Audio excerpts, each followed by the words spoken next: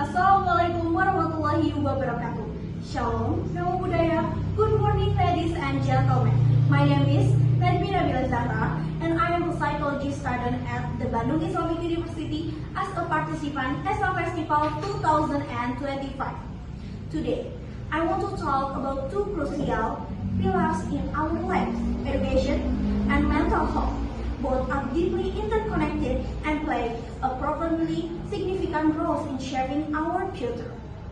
The intertwined pillars of education and mental health. Education is key to unlocking a world of opportunities. Through education, we gain not only knowledge, but also the essential skill needed to compete in an increasingly complex world. However, we often forget that education is not solely about academics. Holistic education encompasses the development of character, creativity, and social abilities, preparing us not just for career, but for life itself. On the other hand, mental health is frequently overlooked. In a world full of pressure, both from academic demands and social environment, our mental health can be trained. Stress, anxiety, and depression as increasingly common issues, especially among students. Therefore, it's crucial for us to realize that mental health is an integral part of education. Why mental health matters in education? Why we pay close attention to mental health in the context of education? Because individuals who are mentally healthy tend to be more productive, better able to be concentrated, and possess higher motivation to learn. They also better equipped to face challenges and stress, which are an inevitable part of life, particularly in academic pursuits. Mental health is not just about the absence of disorder. It's about capacity to handle stress, work productively, and maintain healthy social relationships within the educational sphere. The perils of self-diagnosis among students, however, in our pursuit of knowledge and well-being, many still underestimate the importance of professional mental health care. Unfortunately, some even resort to self-diagnosis based on information found on the internet. The phenomenon is particularly concerning in an academic setting where pressure can be high and students might be navigating complex feelings and new stressors. The issue is not new. According to Dianti and Nisa, 2023 in journal Neurovisual, self-diagnosis can lead to dangerous consequences. It may cause exercise anxiety, incorrect treatment, often from unverified online advice, and discourage individuals from seeking professional help.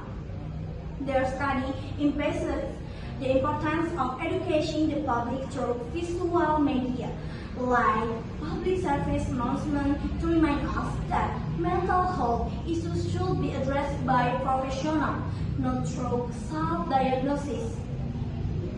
Moreover, Winata and Ambrani 2023 in their paper presented at the Proceeding of Student Conference discussed how self-diagnosis behavior is particularly prevalent among Gen Z or Generation Z in their Society 5.0 era, where access to information is faster and easier than ever. While technology enables us to find information, it cannot replace the vital role of mental health professionals such as school counselors or university psychologists. Self-diagnosis often results in misinterpretation and can be harmful to one's mental health well-being, potentially impacting academic performance and overall student experience. Additionally, Nudiana and Rubino 2024 in school highlight the interpersonal impact of self-diagnosis, especially among teenagers, when teenagers and by extension students believe they fully understand their condition. Through self-diagnosis, they often withdraw from open communication with their parents, teachers, and school counselors. This can worsen family relationships and add to their psychological burden, making it harder for them to seek the support they truly need for academic success and personal growth. As a psychology student, I fully understand that the dangers of self-diagnosis extend beyond the individual health issue. They also affect social connection, familial relationship, and academic performance and overall quality of life.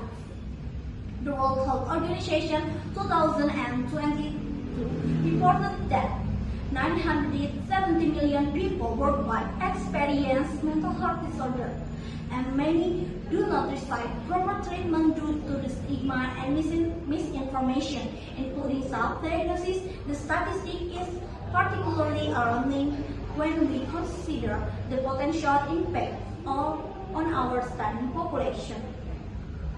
Cultivating a supportive educational environment.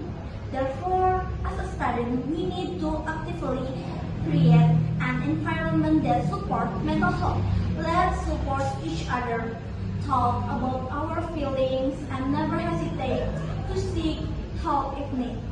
Education institution must also play an active role by providing accessibility counseling service and the programs that promote mental well-being. I encourage all of us, especially below student, educator, and parents, to be more aware and caring about mental health, both of ourselves for those around us. Do not hesitate to seek professional help from school, counselor, university mental health service, or other qualified professional if you feel overwhelmed, anxious, or experience any other symptom. Remember, avoiding self-diagnosis is crucial, as a mental health is a serious matter that requires professional care, particularly ensuring a healthy and productive learning environment. Let us create a supportive educational community filled with empathy, open-mindedness, and toward mental health issues. Because mental health is a right for everyone, because it's fundamental to effective learning and overall well-being. As a former psychologist, Carl Jung once said, "I am not what happened to me. I choose to become." Let us all choose to be strong, to be compassionate, and proactive in taking care of our mental health and supporting the mental well-being of every student in our educational community. Thank you for your attention, ladies and gentlemen. I am Najmina Bila Zahra. Wassalamualaikum warahmatullahi wabarakatuh.